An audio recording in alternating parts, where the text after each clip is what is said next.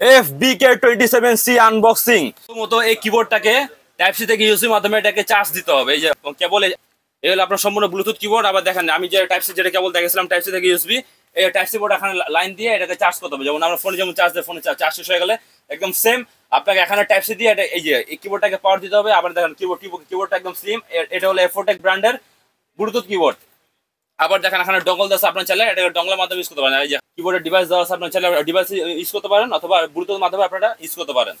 এই হলো ডিভাইস। তো আমি আপাতত ডিভাইসটাকে যে মাঝখানে রেখে দেখছেন এখন লক হয়ে গেছে। আবার দেখেন এখানে হলো ম্যাগনেট আমি যদি ছেড়ে দিই এই সম্পূর্ণ লক হয়ে গেল, এখন আর পড়বে না।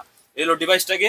আর এই হলো কিবোর্ড একদম স্লিমে। যারা হলো কিবোর্ড রাফ ইউজ করবেন, আবার যারা কম্পোজে কাজ করেন তারা এই কিবোর্ডটা ইউজ করতে দেখতে পারেন, কিবোর্ডটা ভালো হবে। এবং কিবোর্ডটা একদম স্লিমের ভিতরে দেখেন বাটনগুলো একদম স্লিম, দেখছেন একদম সমান, আপনাদের টাইপ করতে কোনো সমস্যা হবে না। ব্লুটুথ প্লাস মানে ডঙ্গল সহ এই কিবোর্ডের যদি প্রাইস সম্বন্ধে যদি বলি, এটা প্রাইস আপনাদের 2100 থেকে 2200 টাকার ভিতরে আপনারা এই প্রোডাক্টটি মার্কেটে অ্যাভেলেবেল পাওয়া যাবেন। তো সবাইকে ভিডিও দেখার জন্য ধন্যবাদ।